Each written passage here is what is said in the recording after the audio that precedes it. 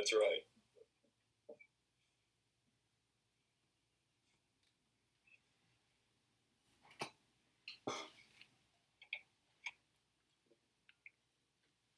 Nope.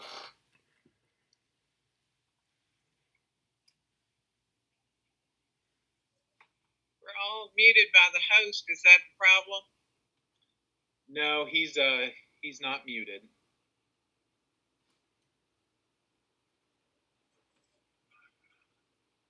Can you hear us now? We sure can. Yes. What'd you say? Great. Great. I'm obviously not the governor of technology, but I do my best. Well, thank you for being here this morning, Governor. I'm Justin Landon. I'm the CEO of LBAR. We sincerely appreciate you. I'm going to turn this over to our president, Greg Buchanan, to welcome you, and then we'll turn it over to you. Thanks. Yeah. Thanks, Governor. My name is Greg Buchanan, president of LBAR, Lexington Association of Realtors, 3,500 member association, covering 26 counties in the jurisdiction of our beloved association. I'd like to welcome you to our board meeting. Your leadership during this pandemic has been extraordinary, and we're lucky to have you with us today. The last meeting, we voted to donate $50,000 to Team Kentucky to fund the support of the people most impacted by this tragic illness. And I want to thank you for additionally opening up an unemployment insurance eligibility for independent contractors and for designating real estate as a life-sustaining industry. We couldn't agree more with that decision. And our members are working hard to help people be healthy at home. I really have been blown away with our members' efforts to comply with the guidelines, and we will continue to make every effort to self-police. We feel that's very, very important in this time. And I'd like to ask you, Governor, to share with us. So welcome to our board meeting. Well, thank you all so much for having me, and thank you for that generous donation. It's going to help a lot of people. And at a time where I know your profession and every other profession, all of us, our entire economy is in a difficult place, your all's willingness to share and to help others, that's really special. So thank you for doing your part to pass this test of humanity. Obviously, I got to start by saying we will get through this, and we will get through this together because we are strong, generous, kind people that care so much about each other. This is changing the world. It's changing the world as we have ever known it. And my hope is, while it's hard as we get through it, and we're going to lose people that we care about, my hope is that maybe we can come out of it as better people, or as realizing that we need to be the type of people that we are. And you all are certainly setting the example by making sure that you're helping others. Appreciate all that you all are doing on the self-policing side. As you know, a lot of the restrictions that we've had to put in place are because folks won't do their part or take it seriously or follow the guidelines. And we have had no complaints on y'all's side. So we greatly appreciate the professionalism and the commitment to doing the right thing for our fellow human being. We still got a while to go, but as I say, just about every day at 5, we're talking about months and not years. This is that 1 in 100 year challenge that we face, and I'm really proud of how we're responding as Kentuckians.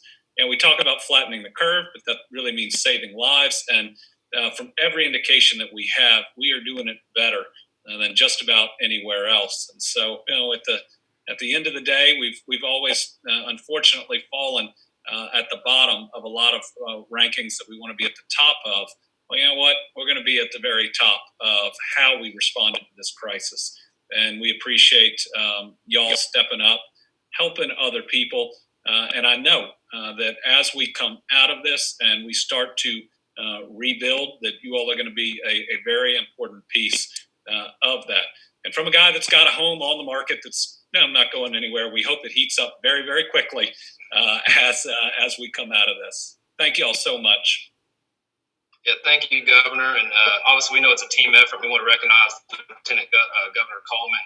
It takes a team to do what you're doing. Do you have time for a few questions? Sure. And let me just say that having Jacqueline Coleman on this team, especially with everything we've faced in public education and in higher education, the challenges that are there has been, she's dynamic and exceptional. And I would say that even if she wasn't on the phone. Yeah, there's no doubt about that. One of the things that our realtor members are struggling with is the unemployment assistance. It's something that our members have never dealt with before, and they're very nervous about applying in the process. Obviously they're 1099 independent contractors. How are the application processes coming along? Jacqueline may be able to respond a little better on this. It's in the education cabinet. But we are working every single day to meet a demand that we have never seen because we've never dealt with something like this.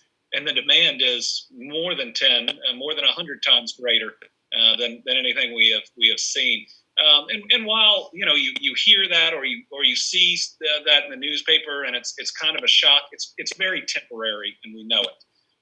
And so this unemployment help that we have is really about getting through the next several months and getting people back up on their feet. Now we're dealing with a lot of challenges. We have a legacy computer system that was designed for the old set of laws that really hadn't changed in a long time. So that's a challenge. The call center is a challenge. But Jacqueline can probably share some really incredible numbers about the dollars we're sending out every day, and your members ought to sign up for it. This is the challenge of our generation. It's like nothing we've ever seen. It's virtually shut down the entire economy of the U.S. So people should take advantage of the programs that are out there to get by for a couple of months. Jacqueline? Yeah, this is Jacqueline, and I can tell you that everything the governor just said is exactly right in terms of we're here to help people get through this. This is certainly not a long-term thing, and what we're seeing is, of course, a lot of people who are applying or have applied have never done it before, never in their wildest dreams thought that they would ever need to. And so I can give you some ways that we have kind of bulked up our services to prepare for this volume as much as we could. We moved 300 employees over into our cabinet, including from the governor's office, from 3 other cabinets. Sorry, I have my 9-week-old with me if you can hear her. Moved 300 employees over to help us process claims. We, before this happened, had 12 folks across the state who took unemployment calls. By the end of last week, we were able to add another 1,000 people to get on the phones because of the volume. Just to give you an idea, on Easter Sunday, we average about 14 to 18,000 claims being filed every day during this pandemic, and just on Easter Sunday alone, we processed 115,000 payments that went out to Kentucky families for over $115 million. So the volume is great, and we've adjusted on the fly, like the governor said, with a system that's not very updated. We've upped our man and woman power to try to address this. And while the volume has been quite substantial, we've been able to address this issue and support Kentucky families as best we can. Now, that said, there are still folks out there who are having issues, and until those folks are taken care of, we won't rest. But the progress we've made is pretty monumental, and we're going to continue to work really hard until every Kentuckian has what they need. So thank you. Yeah, thank you. And Governor, you kind of led into my next question, because unlike many other workforces, our members are kind of like on a 30, 60-day delay.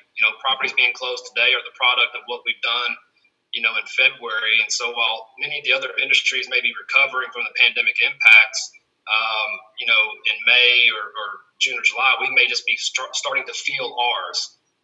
So has there been any discussion regarding making sure assistance programs are available, beyond the state of the emergency after it's being lifted?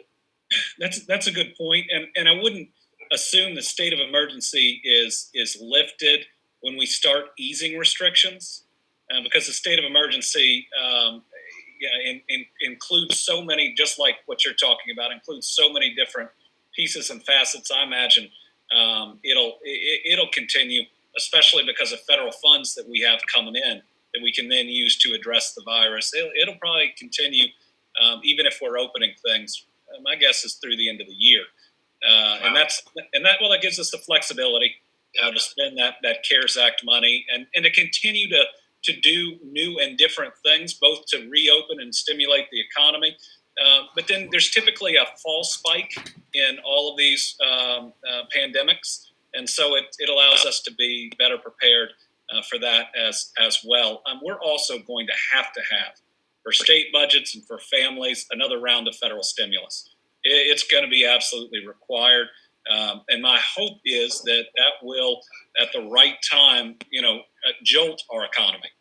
We don't need to have once we can ease restrictions, because it's going to be a real gradual incremental process. Once we've got that done, we need to jolt our economy. We don't need it to slowly build up. We need to jolt it, which is giving people disposable income and the ability to do things like buy a house. I'll tell you what, I feel like you and I have rehearsed our questions because you keep on leading into my next one. Certainly when we talk about the economy reopening, we know that we're in a new normal in this society as we conduct our realtor duties. And with that, our responsibility to each other, as it relates to the coronavirus, won't end even after you lift the restrictions. But with that in mind, is there a date your team is targeting to begin loosening restrictions? We're still looking at the data. I've been saying lately it's months, not years. I do not think it will be May 1st, like you hear some on the federal level, but Fauci, who we all know who he is now, that guy certainly went from obscurity to being known, or not obscurity. He was known in the medical community, but he said today, and it's exactly what we see, that's not realistic.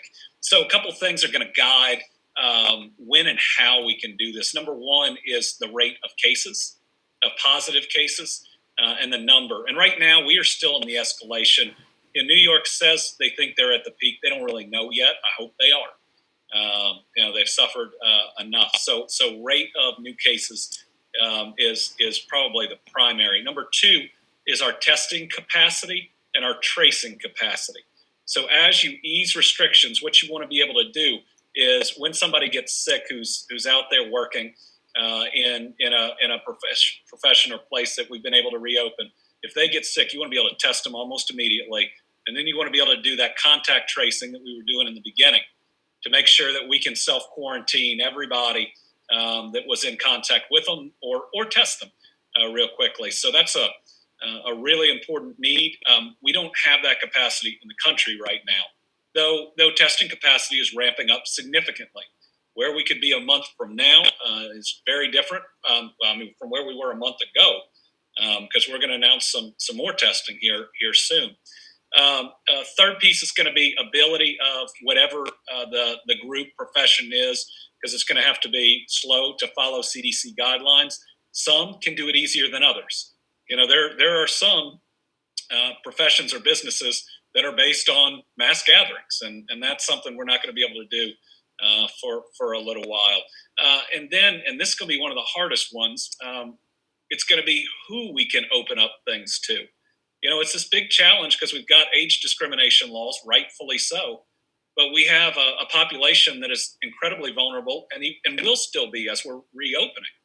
And so the challenge there is, in many ways, how we get those that can deal with this virus, when we're loosening restrictions out there a little earlier, but are still able to protect those that are the most vulnerable. So the next couple of weeks for us is going to be a big key. And by the way, I'm going to talk about those standards on Friday. So y'all just had and a couple more in advance on what our metrics are that we're tracking. But we still believe, even though our numbers are kind of up and down and up and down, that we are at the escalation, that we are in the upward part of the curve, or if we've really done our job, we're at a level point where our numbers go up and down a little, but we would certainly need to get to the de-escalation point, the downward side of that curve. Now, I will tell you that it may be a little bit longer than we'd all hope because we're doing a good job. When you flatten the curve, you save lives, but it takes longer. And so, we may have to dig in because of our success as we come out of it. But again, I think we're talking about months, not years. I think that there's some universities that are canceling fall classes or saying they'll be online. I'm not there at all. I think we got to see a lot more data. That's not what I think we'll be looking at this point. Well, Governor, I want to thank you for being here today. And as realtors, we are committed to our community and Team Kentucky because that's who we are. I'll leave you with two things. I've watched almost every single one of your beers with Beshear. And one of the best ones when you had Coach Cal on there and he had his message, and then the next day you said that other school. Oh yeah. So admittedly, what meaning to do that? It was that the video that came up was very, very Louisville. That they were really promoting the university in it too. But I heard from their president the next day. I bet you did. But well, we really appreciate you. And just to let you know, as we close out this call with you, I have formally challenged the other associations across the state to match our donation or even exceed it. So hopefully we can get some more money towards Team Kentucky. That's but great. Thank you, and Lieutenant Governor Coleman for being here. And with your permission, Thank you. We'll announce this at 5 today as well. All right. Thank you, sir. Thank you.